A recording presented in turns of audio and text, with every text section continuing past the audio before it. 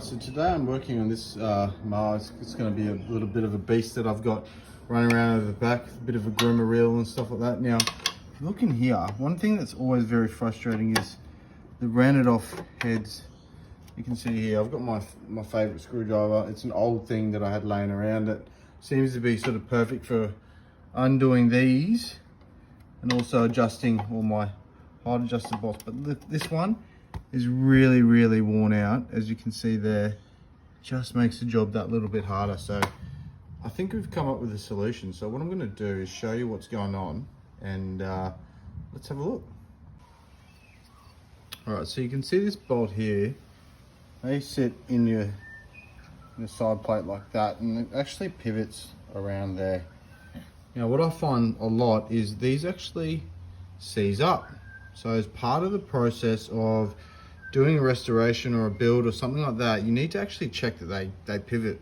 Even if you're servicing your mower, you need to check that pivots, because if that doesn't pivot, you are going to snap these carriers.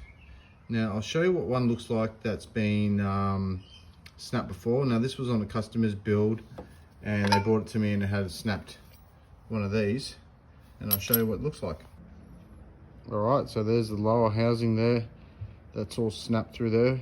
And the reason for that would have probably been that back pivot bolt just was too tight, and as you load it up, crack. It's the easiest thing and the path of least resistance, and that's going to crack through there all day of the week. And unfortunately they've had to find some new ones. Luckily for us, you can get some new ones from George at Mo Parts Oz, and I'll show you what they look like now. So look at that, that's just pure quality. These are George's. Comes the whole thing, pivot bolt there, your casting, your top plate there with your two bolts. Coming over with your height adjuster. All of this is brand new, as you can see through here. And that pivots again, like I said, around there, up and down when you're changing your height of cut. So it's very important that you're checking that the pivot bolt at the back on any of your machines is actually doing its thing and it's not bound up. Now you might be wondering how to unbind it, and I'll show you exactly how to do that now. Generally, you can get a spanner in there and try and loosen it off, but sometimes you need to persuade it, and I've been known to use heat before, so I'll show you that now. Okay, so I've heated that up now and it's actually moving, so I'm going to knock it out, clean up the internal part, grease it up and put it back in.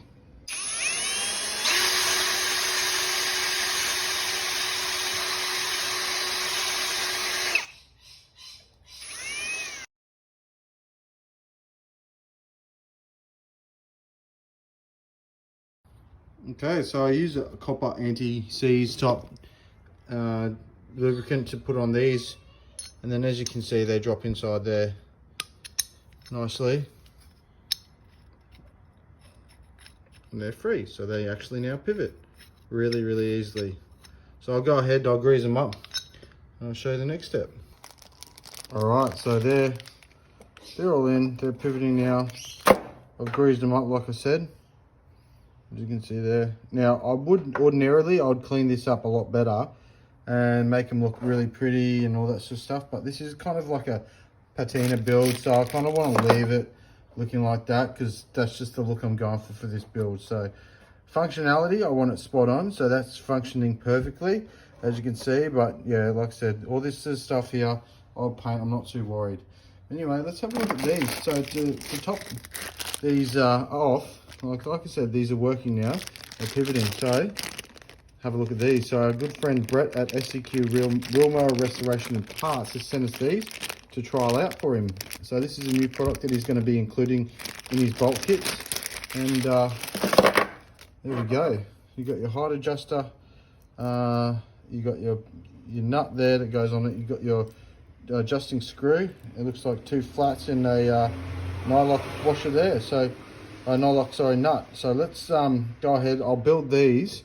Again, I'll be greasing this surface here because I want it to be able to pivot inside there. So I'll grease all this, I'll build these, and we'll put them in the mower and see how they look. Okay, so that one's in.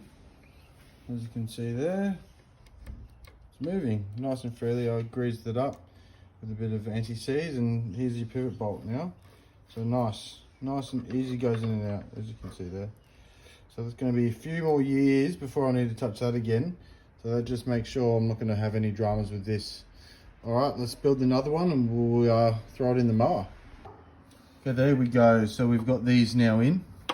So that's from SEQ Real Mower Restoration Parts and Servicing, as I said before. So that's them there. They're now available, I believe, in his bulk kits, which is cool. So that's really nicely fitted there. So I'll go and I'll finish doing that. So that basically has got to be tightened up slightly. And then they're sitting in there. They're pivoting now, as you can see there. It's doing a great job. And yeah, so far I'm pretty happy with it. As you can see there, I'm going to throw a groomer in this. Now, the groomer I got here is one of Motec's ones. Now, no real reason for using this apart from I've seen them online. I thought, you know what, they look okay. I wanted to look at them and see for myself because I get lots of questions about different groomers. I will note that I haven't used one before. I have used George's before. I found George's really good. But like I said, I'm still very interested to see how these ones from Motec go. Purely just because I could get my hands on one because Brett had one laying around. So I'm going to trial it in this. But basically now I wanted to show you these ones have been reconditioned and they'll operate perfectly now. So you really need to be doing this for your builds, checking them out. Even if you're just doing a quick service on it, make sure these are actually working because at the end of the day, the last thing you want to do is cause damage to parts that you could have avoided and simply by spending a few minutes cleaning parts and lubrication. So, okay, so here we are. We're all done with the groomer build. As we were talking about earlier, I wanted to keep the patina sort of build theme going on, so I've decided to keep it looking sort of that original. She's a bit rough, but I like it. It's pretty cool. So basically, I've got the NH150 here, the Predator from Old Time Parts. Whole heap of bits from Brisbane Cylinder Mowers here.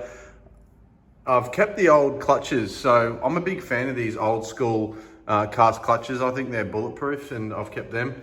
And as you can see there on my other mower, I've got one there too. So if you have got one of these, don't throw them away, recondition them and keep them because I don't think you'll have dramas with them. Otherwise, a good upgrade is the billet clutches that we all know are fantastic as well. So moving on, we've got those, like I said, the height adjuster bolts and whatnot that are available through Brett at SEQ Real Mower Restorations Parts and Servicing. So I'll put a link up in the video. And I reckon it looks pretty good, as you can see there. So I haven't tried this yet. This is one of Shane's ones from Motec. That's the grooming reel with the smaller spacings. Like I said before, I have used George's before and I was really happy with George's. So I just get a lot of questions about different options and stuff. So I can't really comment on what to use if I haven't used things. So I thought, let's give this a go so I can have a look and see if they're any good. So I'm hoping it's pretty good. It looks fantastic as well. So yeah, as you can see there, like I said, I wanted that old school sort of look and to match my other 17 that rolls around at the front here. So they're a bit ugly, my ugly ducklings, I'll call them, but their functionality, they're perfect. They're really good. So anyway, that's a quick where I'm at with those. And thanks again for watching. And once the growing season kicks back into gear, I'm gonna test that bad boy out and see how she goes. So, all right, have a good one. See you on the next one.